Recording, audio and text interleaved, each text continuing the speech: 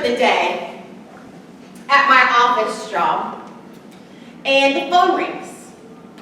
So I pick it up, and it's my little brother. And he said that Grandma had fallen ill, and they didn't think she was going to make it through the night. Now, I'm in Waco, Texas. Grandma was in Nevada, Missouri. So I had to leave and go say goodbye to her. It was about an 8-hour drive. So I immediately went into my boss, and I said, I've got to go. The woman that helped raise me, and I don't think she's going to make it. I've got to go see my grandma and say goodbye. And my boss said, no, I'm sorry, but you can't leave. You're the only one here that can do your job. I said, you don't understand. It's a woman that helped raise me. I was always at her house. I was always on the farm, helping out on the farm, because she was well into her 90s. I've got to go say goodbye. She says, if you leave, you do not have a job. Now, I had 3 kids. They were all babies at the time, and a mortgage to pay. That day, I made one of the hardest decisions of my life and stayed at that JOB. Thank goodness my little brother was a millennial, and he set up Skype in her hospital room. So I got to say goodbye to my grandmother via Skype after she called me heifer and I called her old lady, because we had that kind of loving relationship. And her last words to me were, you have an amazing family. Always put your family first. Now that day, I hadn't put my family first. I put that JOB and that paycheck in front of my family. And I knew down in my soul there was something wrong. Thank goodness they had Grandma's funeral. She passed away that night, on the weekend. And I went home, and I stayed with her the entire time. The funeral home, visitation, and then even out to the cemetery. And when she was there in the cemetery, she was in the box, and they were getting ready to lower her into the ground, I heard something in my mind that said, don't live a box life. What does that mean? Don't live a box life. So I started thinking about Grandma. And she had this amazing family. She had 21 brothers and sisters. She had 7 children of her own, 21 grandchildren, and multiple great-grandchildren. She always put her family first. She was a farmer's wife, so she stayed at home. She didn't really travel outside of the box, outside of her home, about 3 miles, because that's where all the family lived. She never really worked outside of the home. She never traveled. She never held a driver's license. Nothing like that. She lived kind of a box life. So I went home. I thought, oh, that's interesting. And then I started thinking about it. I looked at my life. I'd wake up in the morning, and I would get box cereal, and I'd eat it for breakfast. Then I'd send the kids off in their box to go to school, and I'd drive my little white box car to work, where I'd sit there all day working on a box until lunchtime, and I'd go and grab a box lunch, go back, work on the box, and then I'd drive home in that box car, and I'd make dinner out of the box, usually macaroni and cheese and hot dogs, because we were living paycheck to paycheck back then. And then I'd sit there, and I'd watch the box for 3 or 4 hours, and then I'd go to sleep, and I'd wake up, and I'd repeat every single day. I was living the box life too. And one day I decided that's not the life that I'm supposed to have. So to break out of the box, started this little business called SomtimeSpouse. I actually got the idea while sitting down watching the box one night, and Lester Holt came on the TV and told about this woman in the South who'd started an organization business, and she left her corporate job and made her income within the first full year. This woman could do it. I could do it. So by living that box life, I actually got the idea to get out of the box. Now, SomtimeSpouse is a handyman and and a household cleaning service. We believe in family first because of Grandma. Her legacy did not die that day. Her legacy is going to continue, and I can help other people to put their family first. How do you put family first with a handyman and a household cleaning business? Well, most families only spend about 36 minutes a day with their families, and it's usually on a screen of some sort. It's on a phone, a tablet, a computer. They're not really engaging with their families. So what I can do is take care of those honeydews and let them have time and make memories with their families. We also do it with our employees. We work 8 to 5 Monday through Friday so that our families can enjoy the time with their families in the evenings. And we've also done this through franchising. Our mission is to help 1,204,732 people put their families first. And our target market is hard-working families that don't have that time to put their families first. Now, SomtimeSpouse has had tremendous growth. We started in Waco, Texas in 2013, and we began duplicating ourselves in 2016 through franchising. We've helped hundreds of people get started in their own SomtimeSpouse handyman and household business, and we plan to go nationwide in 2020. And by 2025, we just want a little bit of world domination.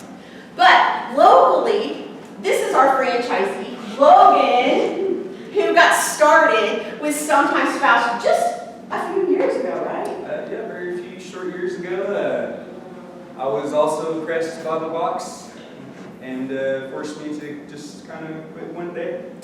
I had a very kind of strange job history, so it was hard finding a job, and finally stumbled across SomtimeSpouse, and I guess we meshed well enough. I went to training, and then I thought, hey, I need to buy this franchise and bring it out to Lubbock. This is my family here. My wife works with me, and she kind of heads up our housekeeping. We're really into the whole bring a spouse thing. And then our son Tucker there. You might have seen us on Trends and Friends, and I guess that's all there. So these are some of our projects that we've done for our handyman repairs. People are really into these barn doors. It's all the rage these days. We actually just recently painted the basketball court for Sigma Chi, so we can do lots of different things. The list of what we don't do is probably shorter than all the things we can't do. Minor home remodeling. These aren't all of them. We have some beautiful pictures of some bathrooms we've done recently, but I didn't give them to Christine time to get it on the presentation. I'll bet. Okay. And then here's more about our main services. We do have an express cleaning, and that starts only at $69. So SomtimeSpouse is also affordable and can really help a busy professional take more time back for themselves. So we do lots of different things with SomtimeSpouse: handyman, painting, fencing repair, flooring. We do residential services. We do commercial services on the husband side. But on the wife side, we do pet sitting, organization, deep cleaning, move in, move out cleaning. We do so many different things with SomtimeSpouse. Now, how do you get a hold of Logan here in Lubbock? You can find him everywhere. He is online. It's Lubbock at SomtimeSpouse. There's his phone number. He has his business cards. He's on Facebook. He is all over Facebook. He's on Instagram, Twitter, and LinkedIn under SomtimeSpouse. Now, the 3 things that Logan is asking from you. Oh, yes. What home services are not available in Lubbock that you would like to see come in? Number 2, what kind of perks would you like to see with the Sometimes Home Plan? We actually have a membership plan with the SomtimeSpouse for handyman and household cleaning. We'll come to your house weekly, bi-weekly, or monthly to take care of your home. We take care of the things that Honey doesn't have time to do, to keep Honey in the good graces. Okay. And then also we would like to know what areas in Lubbock or around town that you would like to see serviced that perhaps aren't. So now we want to open it up for questions. What kind of questions do you have for us? Yep. How far out of town are you willing to work? Maybe about 60 miles north.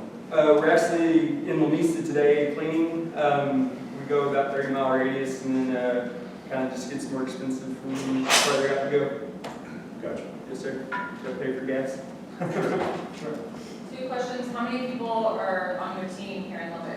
I've got about 6 people in my life. Okay. And then what does the membership model look like? I need this in my life, so see.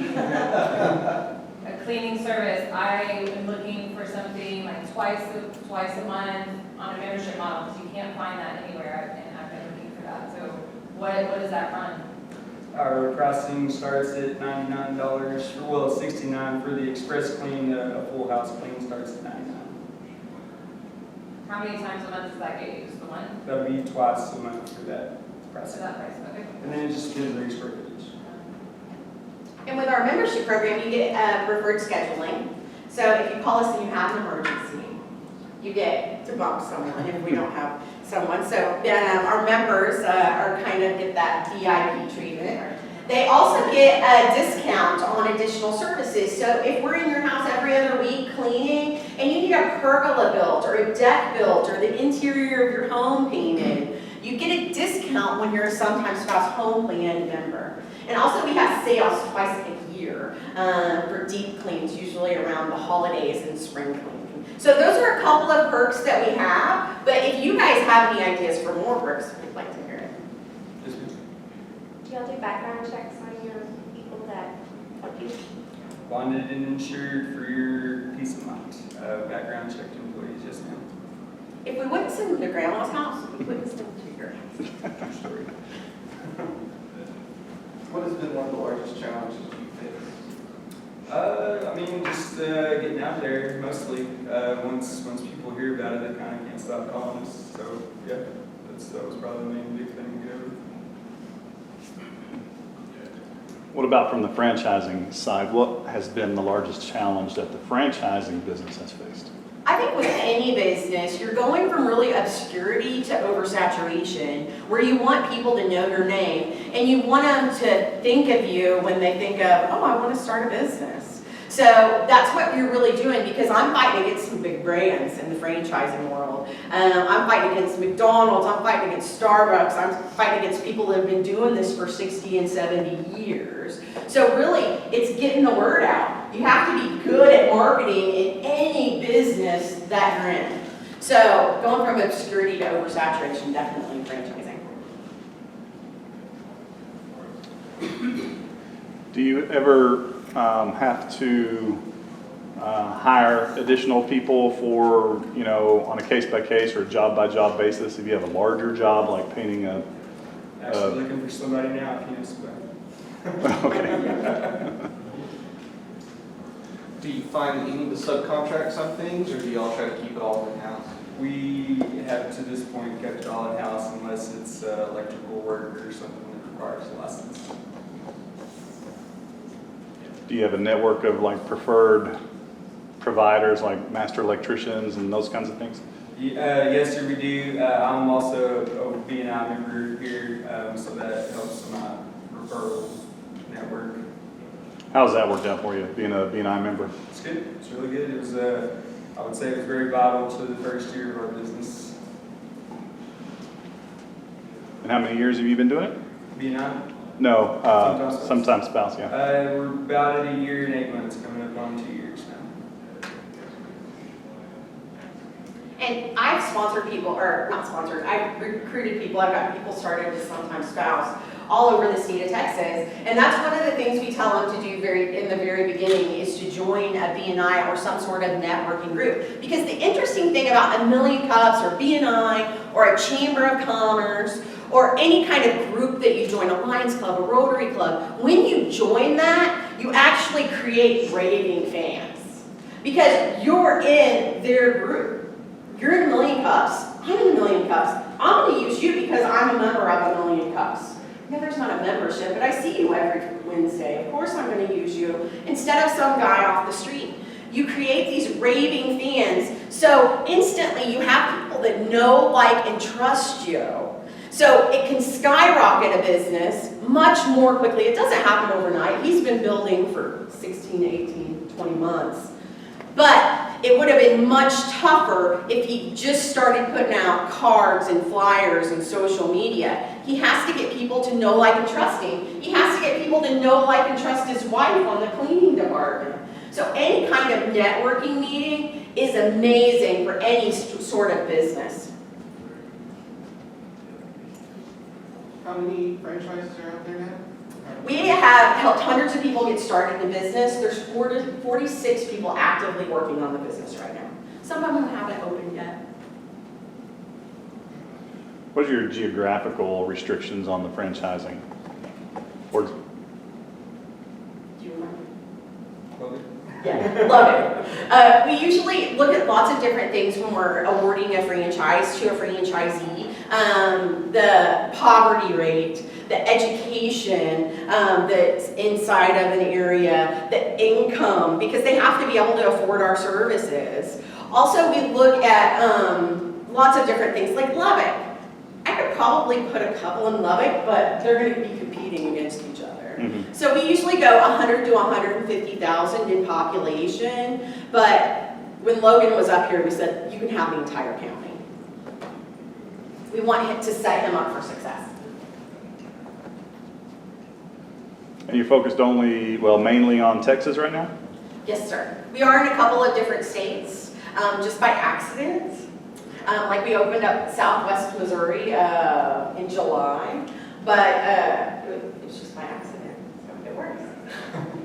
Are the requirements for franchising significantly different state to state, have you found? They are. There's about 36 states that have the same exact laws as Texas, and then the other 14 are a little bit different and a little bit trickier, like California, New York, some of those states. So we primarily are going to focus on those 36 states.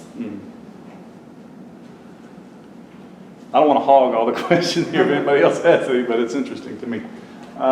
When you decided to go from your original business model to a franchising business model, I would have to think that there's a lot of professional services, legal, accounting, and other things that you had to do. Was it?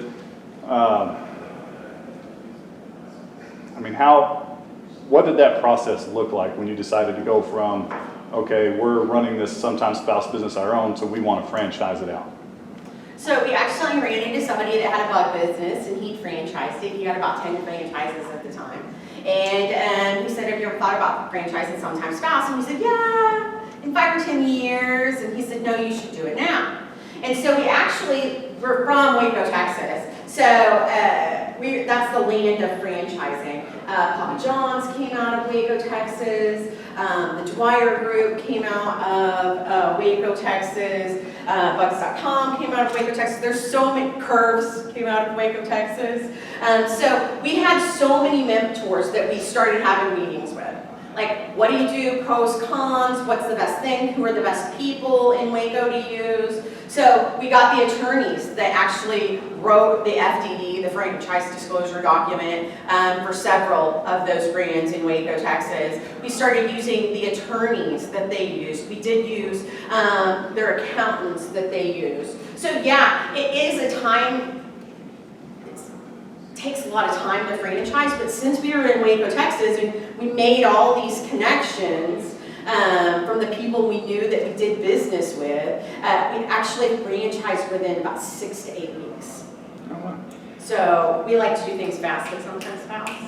So it took a while, but you just want to connect with the people that have done what you want to do, and it can take those decades of learning and big financial mistakes and just put it into days or weeks to be able to franchise. So we saved hundreds of thousands of dollars doing it that way, because usually to franchise it costs about $250,000 to $500,000.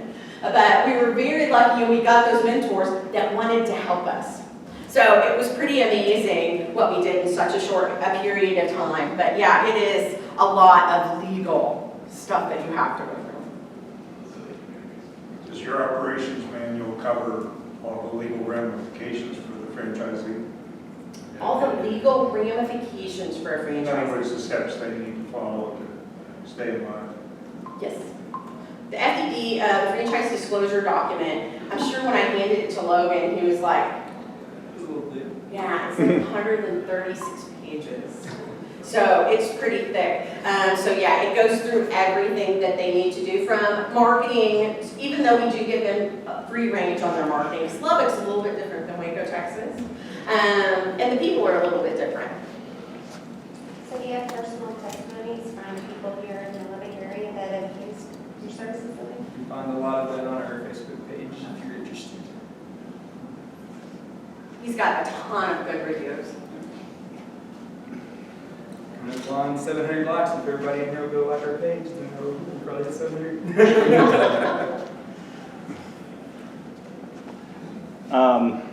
So it sounds like your personal network, your professional network was key to the franchising piece and moving that along, getting it done quickly and efficiently and for as little money as possible.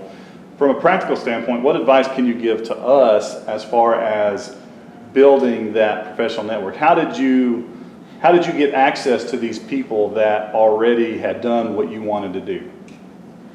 So, I'm huge on networking, and Logan is probably gonna go yes. Because she chains on it like at least once a month, and it's just a lot.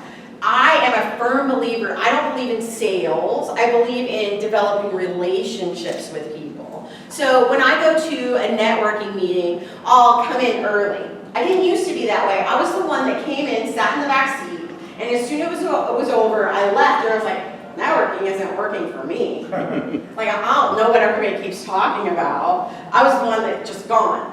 And I was like, I want to do this differently. So I started learning. I read books, Dale Carnegie, Napoleon Hill, some of the greats out there, right? So I started reading and learning how to develop relationships with people, because when I come into a networking meeting, I don't want to talk to people. I don't want to look stupid. I used to be a social worker before I worked at SomtimeSpouse. So I was just as nervous as most people, right? I was scared to death. I learned how to develop relationships. I'd sit down and I'd talk with roofers who had been in the business for 20 and 25 years. I'm just a kid that started a business, a handyman and household business. I'm sitting across from a guy that he has been in the roofing business for 25 years. He's gonna think I'm an idiot.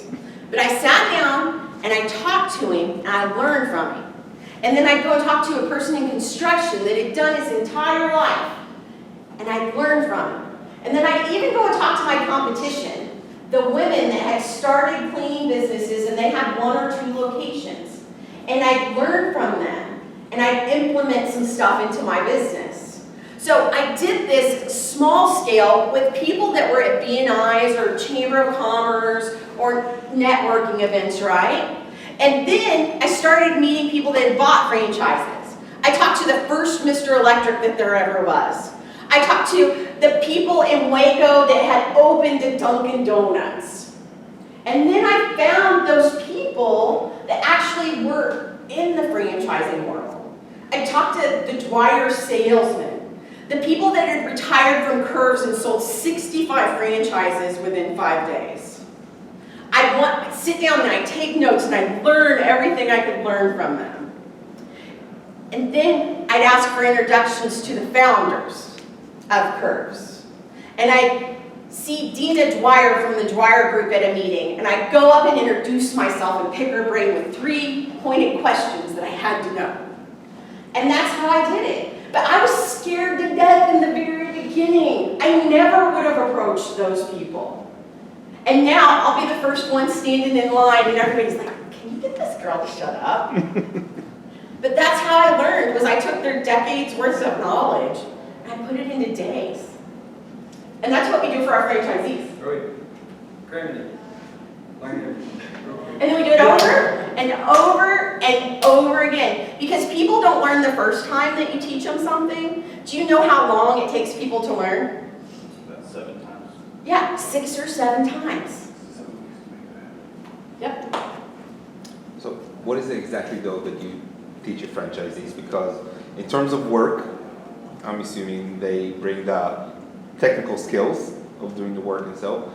You teach them mostly how to put their name out there. What do you teach them? Yeah, how to run a business. I was a nursing home administrator before, but I definitely learned several new things getting started with tools from SomtimeSpouse. We teach financials, because lots of people have never run a business before, and cash flow is so important to a business, as you all know. If you don't have any cash, it's going to be hard to go out and get leads and market your business. We teach creating raving fans. We teach them to get the phone to ring, how to answer the phone, how to go out and do an estimate, how to, every step. I'm not going to bore you with all the details, but every step from getting the phone to ring to taking care of the customer on the back end. You've got a happy, satisfied customer, you're not done. That's where you keep in touch with them and you really create those raving fans. So when Logan sends out emails every week, it's not buy from me, buy from me, buy from me. One article he sends out via email every week is, here's some tips to do it yourself. I think this week was how to secure your house with a garage door if there's a storm. Something like that. Yeah. Definitely. It's a big hit too because of the hurricane. And then the next time, it's adding value on the back end. So we take care of them all the way through and we teach him every aspect of it, but it didn't end at training. We have daily sales trainings that are online, weekly leadership calls, and then specific franchisee calls to deal with issues franchisees might be going through. How did you come up with, what was it, 1,204,732 people? Nice. So there's 3 founders of SomtimeSpouse, and we have a meeting every week, and we wanted to make a major impact. And we needed something to shoot for over the next 10 or 20 years. We know we're not going to do it tomorrow, but we wanted to reach a big number of people in the world. So we sat down, discussed our favorite numbers, and then put them together. And we said, can we actually, in the next 20 years, help 1,204,732 people? Yeah. That's going to be a huge impact to be able to help families put their family first. Instead of just going, oh, I want to sell stuff and make money. It's way more than that. You have to know your why. And our why is family first, and that's how many families we want to impact over the next 20 years. Any other questions? Okay, last question is always, what can we as a community do for you? I want it to be impromptu. Awesome. I mean, just word of mouth, just telling people about this strange name company that goes pretty far.